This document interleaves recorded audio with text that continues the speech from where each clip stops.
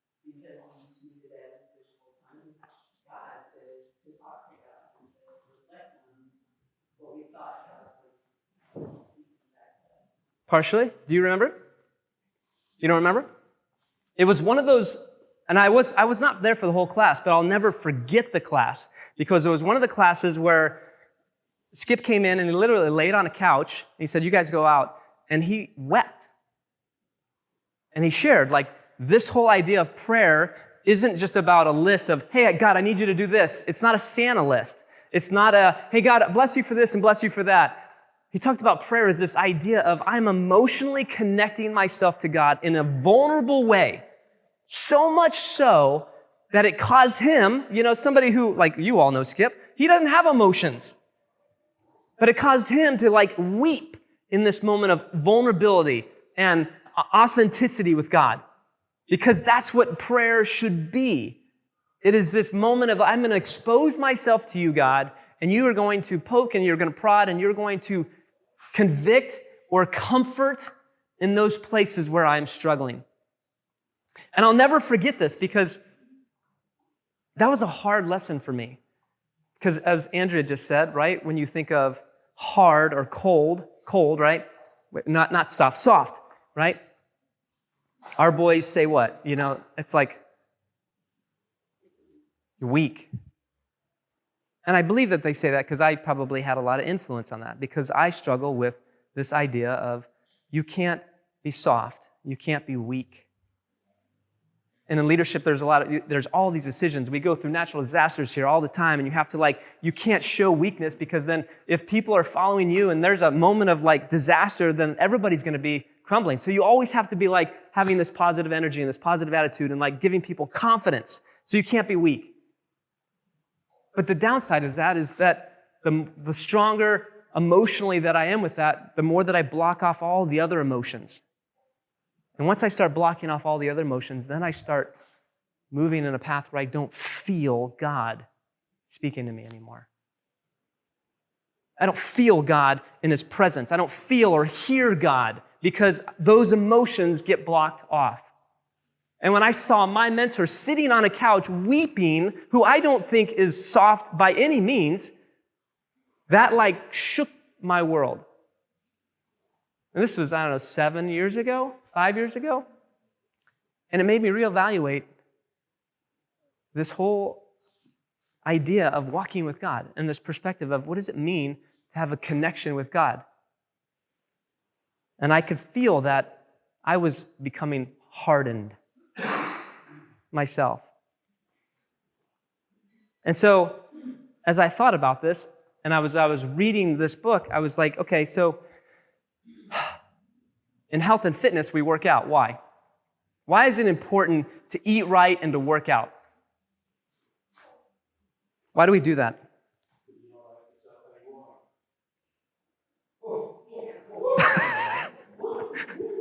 That can be one reason, yeah.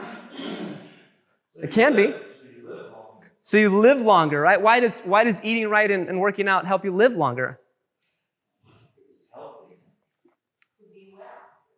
It does? Okay, so these things help you be healthy. They help you be well. They help you get the chicks, right? That's why you work out, especially you, right? Yeah. Because you won't be soft. That's right. You work out so you don't be soft. Performance. What do you mean by that? Whether it's sports or a lot of times you work out for athletic reasons. For athletic reasons?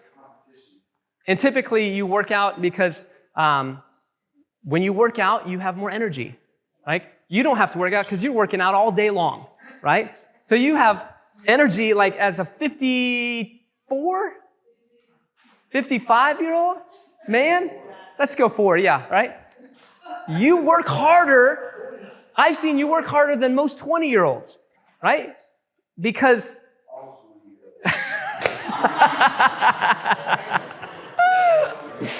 because you are in shape. And because you're in shape because you're working out all day, you have more energy. You feel better. Now, at the end of the day, you might not feel like a 20-year-old, but during the day, so the reason we exercise is so that we feel better. We have more energy. As well as from the psychological perspective, it reduces our stress, right? When we work out, when we push weights and we run 20 miles, right? We might feel worse, but it reduces the anxiety and the stress that we have in our bodies. It's beneficial for us emotionally. Our brain is also a muscle. When you stop working out physically, what happens to your body? Right? What happens to that muscle if you spend like 2 years working out, pumping iron, getting big, and then you stop working? What happens? It goes away. Do you know what the term is called? Called atrophy. It shrinks. Your brain is also a muscle. When you don't use that, it also goes away. It shrinks. So how do we work out the spiritual muscle in our brain? How do we work out the spiritual part of the limbic system and the anterior cingulate that feels God? How do we do that? What'd you say? Meditation is one thing that the book says. Absolutely. What else?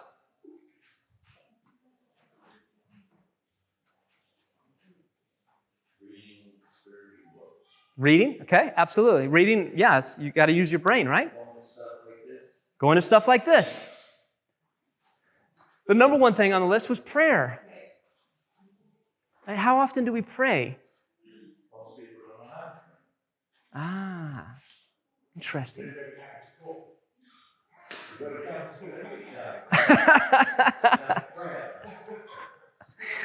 It's not prayer? What is it? Well, it's formalized prayer. And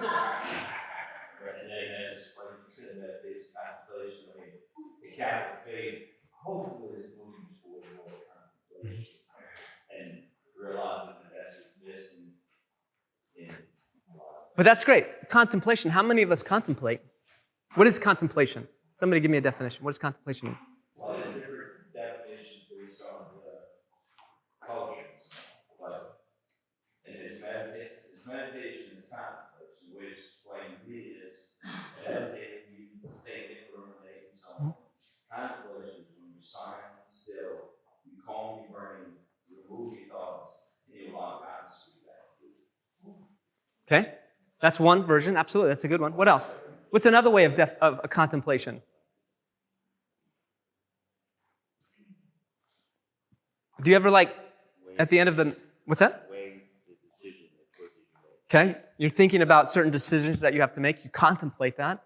Do you ever go back at the end of the day and look back what happened in your day and contemplate the relationships or the conversations or the things that you did, or maybe the past week or the past year? How many of us contemplate what we did for 2022 before we go into 2023? What's that? A retreat is a good way to do contemplation, absolutely. But these are, when you contemplate, you're firing different parts of your brain and forcing it to work. Because we struggle with memory, don't we? Because we have these stupid things, right? We don't have to remember anything anymore because I can just turn this thing on and it tells me, oh, this is what you did yesterday. But that doesn't... I mean, you hear the word content in there. And think about if you were in a court, the court is holding you in contempt, it's holding you responsible. So Yeah. contemplation is a way of holding yourself responsible for what your choices are. Yeah, very good. And then how often do we contemplate gratitude? How often do we contemplate forgiveness? How often do we contemplate generosity or compassion? Do we think about these things? Do we think, gosh, you know what? I've really been mad at my wife. I should forgive her. Nope, moving on, right? Do we think about, is there any part of me that was wrong in this conversation?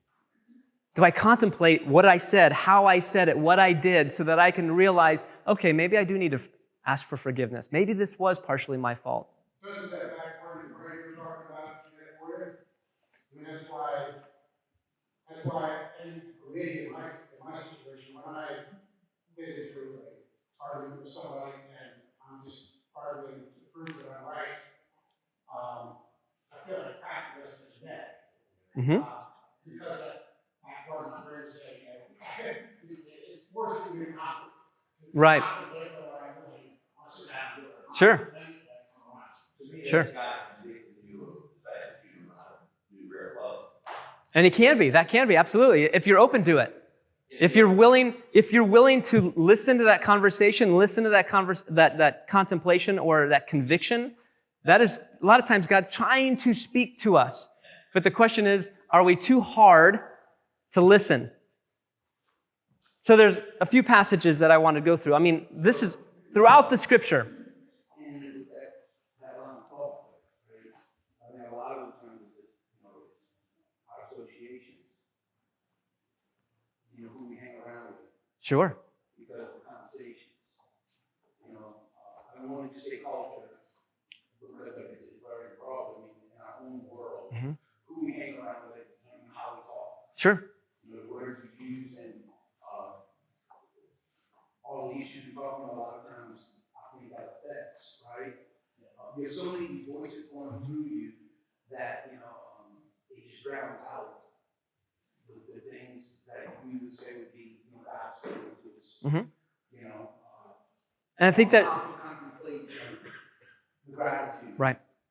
Or to even, how many conversations we get with somebody where the conversation is all about, man, I think I'm wrong, how am I gonna, how do I do this? That doesn't happen as much as, man, that dog's gonna get. Right. So I think it's also plays a major part in community. And we're going to get to that next week. So hold on to that thought or write that thought down. Because, yeah, hold on to that. I'm sorry. I ain't remembering that. All right, so this is a command, right? And we see these throughout the scriptures. And go to the next slide really quick. We see this throughout the Bible, and I just picked out, but from everywhere from Moses to all the way to Paul, we have these different commandments. But there you will seek the Lord your God, and you will find him if you search after him with all of your heart and with all of your soul. What does that mean, to search after him with all of your heart? It can be, You got to work.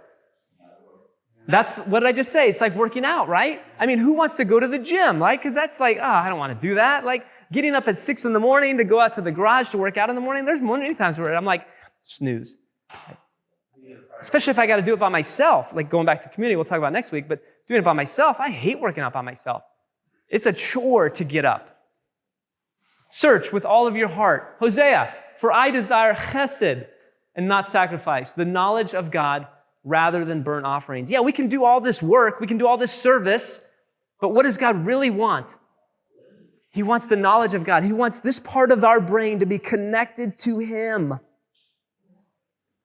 He wants our emotional connection with him more than the service that we do. We do a lot of good deeds. It's no different than sacrificing. But he says, I want your knowledge. I want your connection.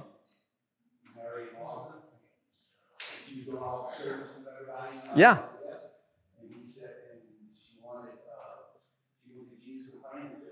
And he said, what's more important? That's right. Right. The relationship. Jeremiah, you will seek me and you will find me. When? When will you find me? When you seek me. Psalm 34. Words that you know. We've been teaching on these words. O Yirah, the Lord, you his saints, for those who fear him have no lack. Yirah, this idea of, do we see God as fear and wonder? Well, that kind of sounds like authoritarian and benevolent. These two combined together. Do we have this comprehension of God in that way? And then do we, as saints, kadosh, right? We redefined kadosh as what? Devoted. Do you devote yourself to God? Or do you just show up to church?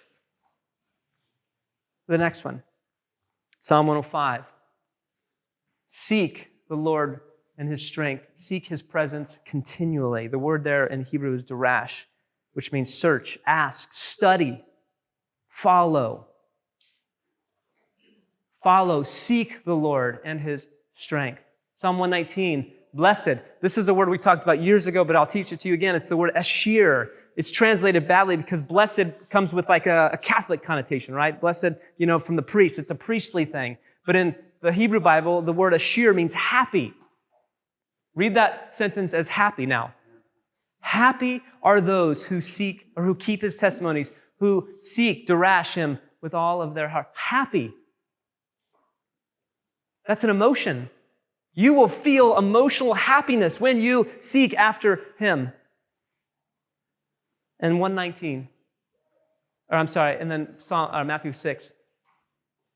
Do not lay up for yourself treasures on earth, where moth and rust destroy and where thieves break in and steal, but lay up for yourself treasures in heaven, where neither moth nor rust destroys and where thieves do not break in and steal. For where your treasure is, there your heart will be also.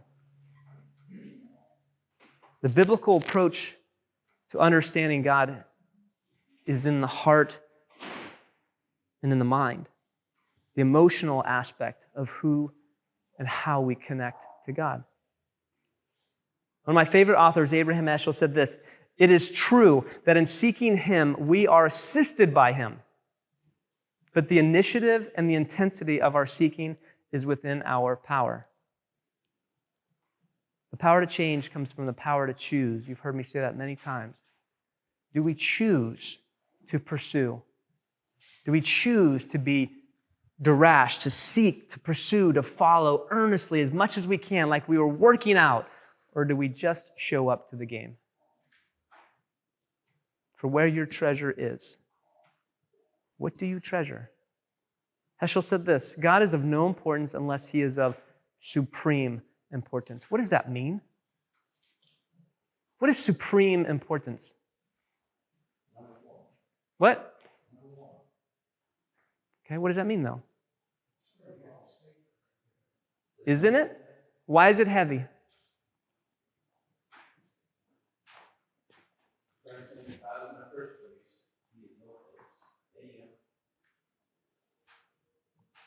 There's no first loser here, right?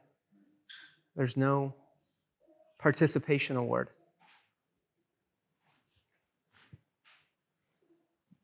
The thing that I'm going to talk about next week is this community called in Qumran, which is in Israel.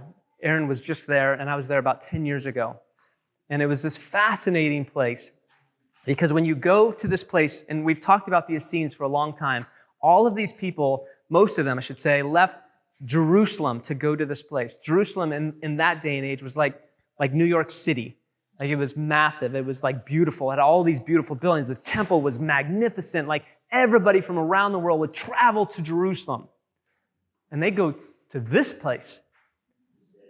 The rich, the poor, the servants, the powerful, they left everything in Jerusalem and they went here to the desert.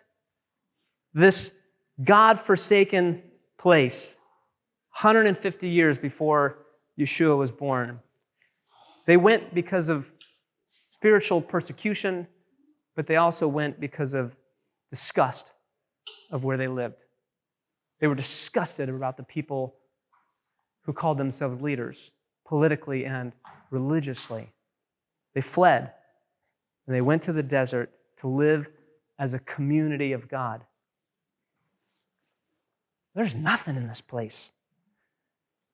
I was reading this book, this statement that has impacted me, and I read it probably once a year now. The author said this.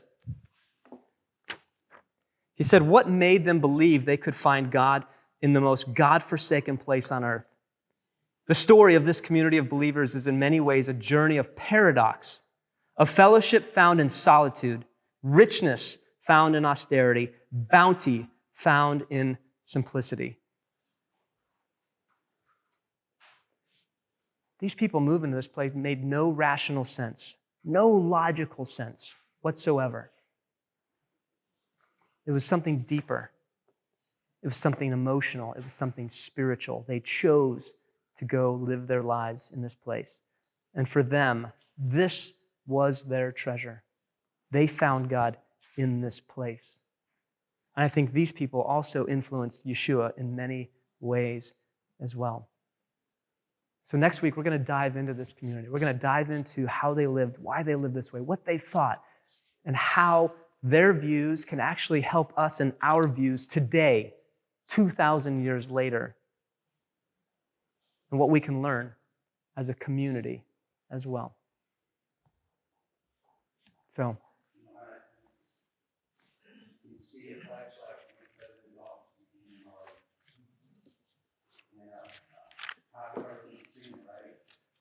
When it wasn't like it was nothing.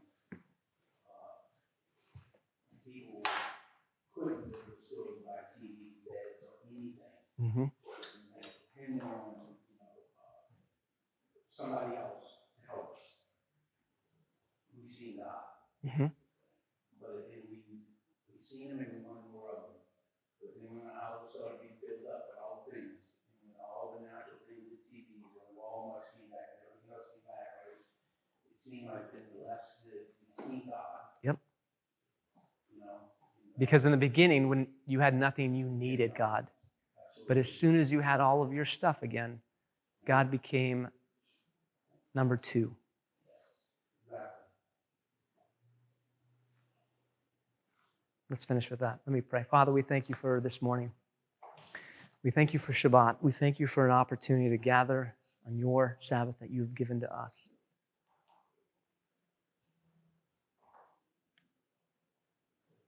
We thank you for an opportunity to reflect, to contemplate, to ask for conviction of how we need to change so that we can come near to you. I pray, Father, that this study on how we perceive you and how we view you is heard. And may we live as a community that desires you with all of our heart and makes you the most important thing in this community. We thank you and we praise your holy name. Amen.